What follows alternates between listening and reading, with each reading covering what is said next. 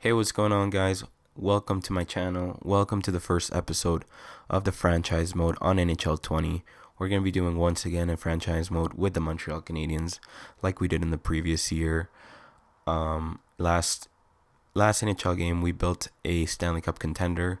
If you guys haven't watched any of the episodes, well, get excited because we built a dynasty with the Montreal Canadiens on NHL 19, and I'm looking to do that once again on NHL 20. I know that the drafting has become a lot harder, and same with the trades, but I'm really excited to take on this challenge. So let's get started here, guys. We're gonna pick the Montreal Canadiens. You guys can see some of the overalls. Montreal's at 87, which is pretty good actually in the Atlantic Division. And then yeah, you guys can see the rest of the teams. So we're just gonna continue here. Let's just do the settings properly. So we're going to take owner mode off, NHL salary cap on, head coach edit lines off. I'll put that. Fog of War I'll turn on. Player morale I'll turn on just for the first one, first NHL franchise mode on NHL 20 that we're doing. So I'll just keep that on. And then the rest of the owner mode stuff will be off, obviously. Let's just check quickly at the rules and settings. Quick settings here. I just want to see how the fog of war is looking like. So injuries are going to be on. Where is it? Draft pick ownership authentic. That's good. Trade difficulty, we'll keep it a medium. Waivers will be on. Fog of War is on. Okay, so show individual attributes, we'll keep that off. Show overall, we'll keep that on just so we know the players' overalls, but we don't know exactly their individual attributes, which will be it'll be good when we draft players because we'll know their overalls if they're ready for the NHL or not, but we won't know exactly their individual attributes. Player types will be off. Potential.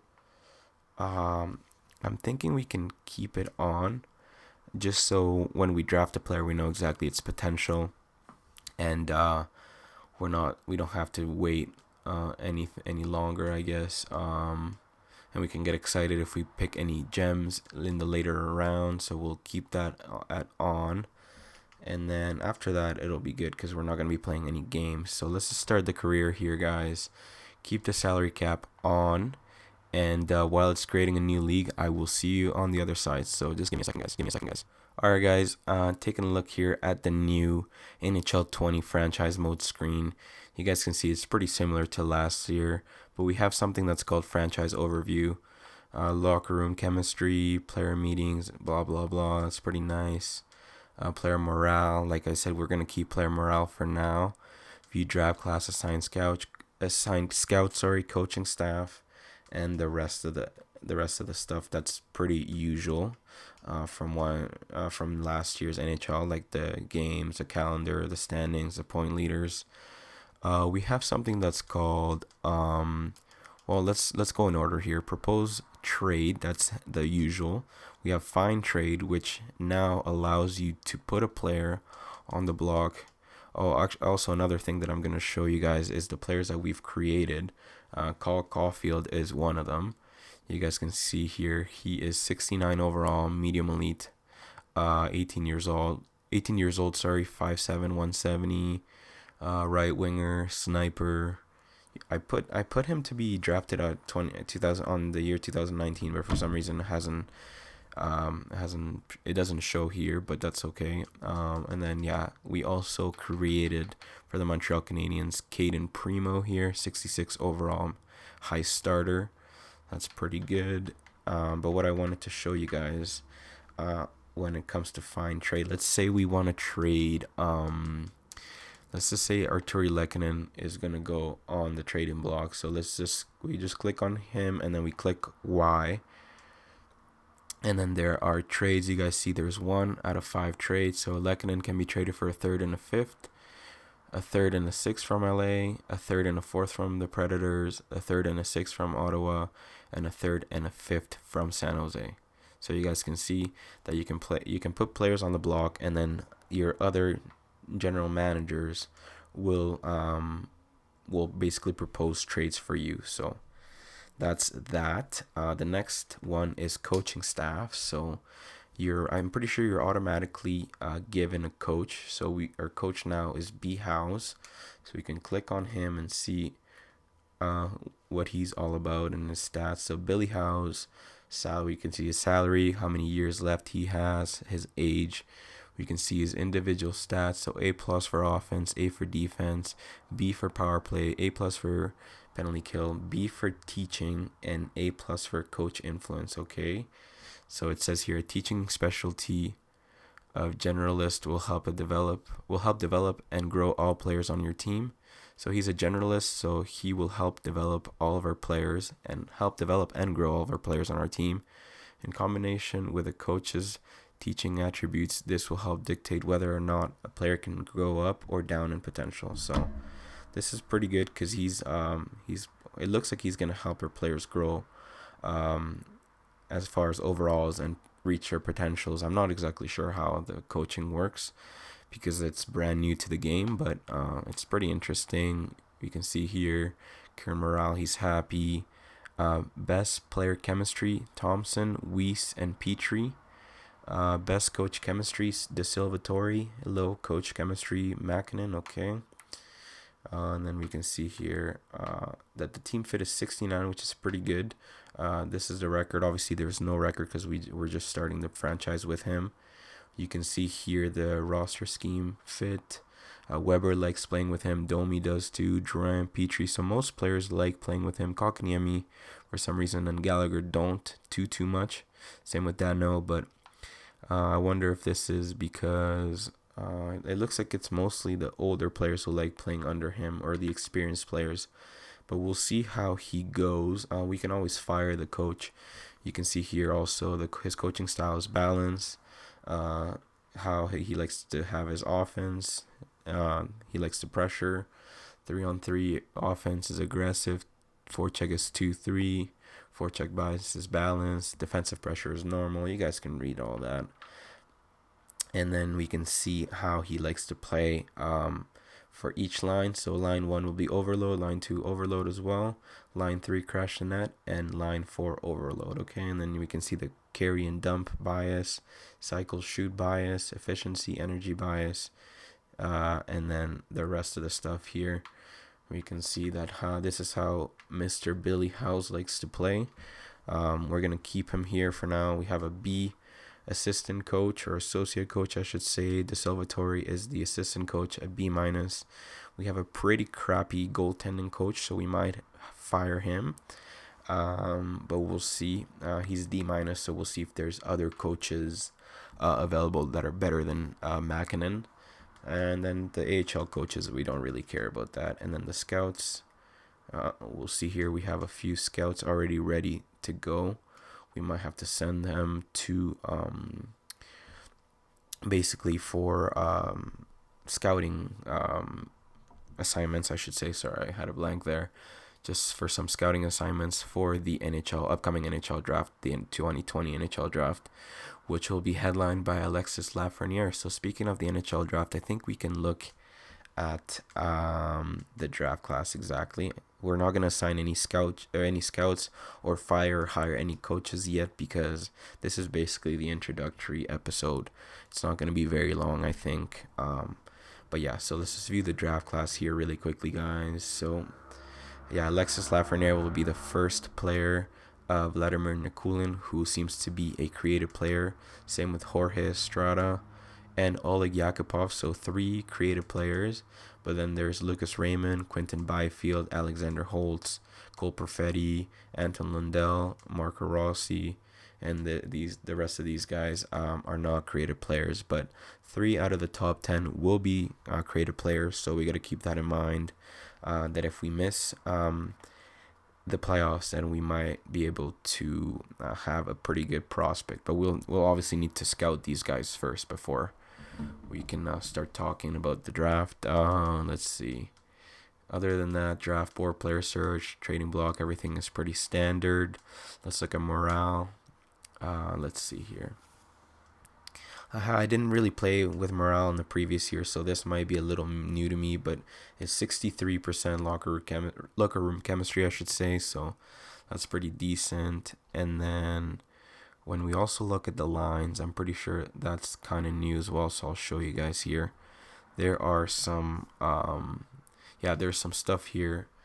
Okay, the head coach can help. Would you like help keeping your lines up to date? The head coach will automatically update your lines after injury, so I'll turn that off because I want to update my own lines. But you guys can see here, 3+ or +3 overall, so this line seems to be working very well. So I'll keep it like this, +1 overall here. Lekanen, Dano, and Armia. That's the third line, 0. And then Paling, Weiss, and Thompson are 0. So that shows how, I don't know if this will help the players grow, like Domi and Drank, who are still able to grow. The +3, I don't know if that'll help them grow or what will it will do. I don't know exactly, but you guys can see here they have Weber and Petrie. I'm not gonna do that. I'm not gonna have 2 righties there. But if I move Petrie down, then Weber and Kulak is only +1. But if I move Kulak with Petrie, it'll be +1, and then Sherratt and Weber is +3. But I think I'm gonna put Mete and Weber, which keeps them at +3. So hopefully, Mete can grow with Weber here at +3, and then all of our guys here are pluses. Mike Riley is 78. He might be able to play on our team. If not, it'll be the player that we'll call up is going to be Noah Juleson. But let's just see our goalies, and I don't think the goalies have any pluses. Yeah, the goalies is just 2 goalies, so there's no chance of like +3 or whatever. The scratches are Charlie Lindgren, Christian Folan, and Michael Pekka. And then let's see our AHL lines here. So Nick Cousin, Charles Hudon, Riley Barber, Cole Caulfield is going to be on the second line of the NHL, or the AHL, I should say. Hopefully he can grow. Jordan Wheel, Mike McCarron, Jake Evans, Veroni, Grenier. I'm going to move Suzuki here, see if that works. Maybe Grenier down. Actually, I don't know. I don't know what will work best. This is kind of tough right here. I guess there's no... I'm just trying to see what would be better. Okay, so if I put Suzuki on the 4th line, then everybody's in their position, the right positions, and everything's at 0. There's no minuses anymore. Obviously, I can do some other changes. I'm not going to dwell too much on this, but the player that I was talking about that I might bring up is Noah Juleson, 22 years old, 79 overall. He seems to be a great player, medium top 4. Maybe he can help the NHL at the bottom pairing, but we'll see. And then another thing that I was thinking would be to put Olofsson here, Brook here, and then Fleury and Alzner here, +3 right here for those guys. If I do that, this might be better. So +3 for these guys, and then Alzner and Fleury are +1, and then Juleson and Willett are +1 as well. So hopefully we can get some growth out of those guys. And then the starting goalie, 20 years old, high starter, Caden Primo. He might turn out to be something big here for the Montreal Canadiens. Maybe when Price retires, or we'll see. But he might become a trade asset or something. But you guys can see here, team status is contender, team chemistry is caution. So I don't know exactly. I haven't really, like I said, I haven't played with morale yet, but it says caution there, so I don't even think I have anybody ready to talk to me right now. So yeah, once they will be ready, then I will obviously try to give my best answer possible, like I said. So what I also wanted to show you guys was the players that I've created. So first will be Trevor Zegras. Trevor Zegras here. He's actually the best player as far as value on Anaheim. 70 overall, top 6 high, 18 years old center. He's playing in the AHL. I created him, so he's here. The next one will be from the Minnesota Wild. Actually, do I have anybody on Boston? No. I have someone on Chicago. I know that, I believe. Or do I? Actually, no. Was Kirby Doc on? Yeah, Kirby Doc I created. Sorry about that, guys. Kirby Doc. Oh, no, Kirby Doc was always here. Never mind. I'm getting confused with some of the players that I created. I think I might have created a player on the Avs, or maybe not. No, I didn't, actually. because my car is already here. Dallas, no. Oilers, no. Okay, I've definitely created some on the Panthers. I created where are they? Yeah, Denisenko, low elite, 72 overall. I don't know if I should have put him as high top 6 or low elite, but he's high overall, guys. So I think he's pretty decent. But I didn't know the low elites were worth so little here on NHL 20. Another player that I created was from the Florida Panthers is Spencer Knight, medium elite, 64 overall, 18 years old. Great player. Another player that I created on the LA Kings is Alex Turcotte here, 73, top high 6. He's going to be a stud. They also have Gabe Vilardi, top 6 medium. So they have some pretty good players here in LA. Another player that I created is Kirill Kaprizov, 76, high top 6. This guy's tearing it up in the KHL right now. Fourth line forward is his role, but he's only 22, like I said, so he might be able to turn into something. Another player that I created is Matthew Baldy, drafted this year. You guys can see his stats here.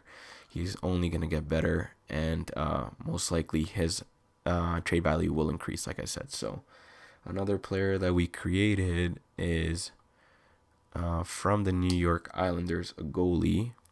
Let's see here. This is why it took me a couple days to get the season started here. But you guys can, the franchise mode started. Sorry, but you guys can see here the starter, Ilya Sorokin, high starter.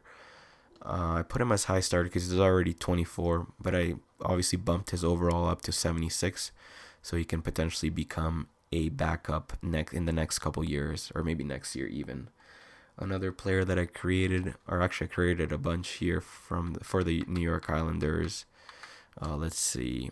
First one that I created was Vitaly Kravtsov, top 6, 75 overall. He's tearing it up. High top 6, I should say. He's tearing it up in the KHL. Another player that I created that's going to be very good is Keandre Miller here. Medium top 4, 72 overall. A stud of a player. And Adam Fox. Sorry, I forgot to show you guys Adam Fox. There are 3 players who I created. So Adam Fox, 75, 21 years old, medium top 4. Another stud of a player. New York's going to have an insane team coming up here in the near future. Another player that I created here was Vasily Podkolzin, medium elite, 70 overall, 18 years old. He was supposed to go like second or third overall, I remember, after Jack Hughes. But some questions regarding his work ethic made him drop to, I believe it was 8th or 10th or something. But his talent is still there, playmaker. He might be able to turn out to be something special here. Vasily Podkolzin. Let me just make sure that I'm not missing anybody.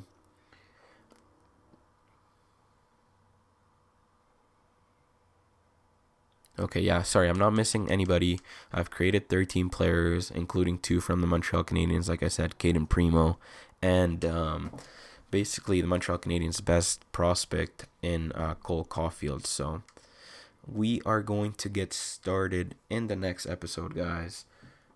Let me know if you guys want me to make any changes for some of the players' overalls. I don't know what else to show you guys. Maybe I'll show you all of the lines so you guys can see what they're looking like for this game here. Actually, we can't even look at any of the lines because I guess it's the fog of war. Sorry about that, guys. It's a fog of war. Yeah, it's definitely the fog of war, and we can't have any of the lines ready to go here, but I think this is gonna end it, guys. Maybe I'll show you the contracts so you guys can see what our team's looking like here. Contract extensions, we can offer contract extensions. We can see if players want contract extensions. We know Max Domi is gonna need one, so let's see what he would want. He'd want $8 million a year. Wow. So he's gonna want to get paid for sure. If I give him 6 years, compared to 1 or 2 isn't, it doesn't change very much. So I think the 6-year deal would be the more beneficial one. He's a smaller player. He might be playing on our second line once Kotkaniemi um, becomes the first line center that we all hope that he will become. But I mean, we can't get rid of him. Like I said, he's a stud of a player. And other than that, I think Dale Weiss's contract is going to come off. Pekka's contract is going to come off. Thompson's contract is going to come off as well. Let's see. Defenseman. And actually, we're going to have to pay Victor Mete. So let's see what Victor Mete would want. 1.6 for... Okay, so we can give him like 4 years at 1.7 or something like that. We can save money on Victor Mete. And we could always trade Mike Riley. We could trade Ben Sherrod because he's only 79 overall at 28 years old. But I think on the next episode, I will be making some moves, guys. You let me know what you guys think we should be doing for this franchise mode. I'm going to leave it up to all you guys' hands and suggestions. You let me know what you think we should do. And yeah, I'll leave it here, guys. Let me know if you're excited for this franchise mode to get going. In the next episode, we're definitely going to have a lot more going on. I think it's going to come up maybe in 2 days, so stay tuned for that. And yeah, thanks so much for watching. Subscribe if you haven't done so, and I will see you in the next one. Take it easy, guys.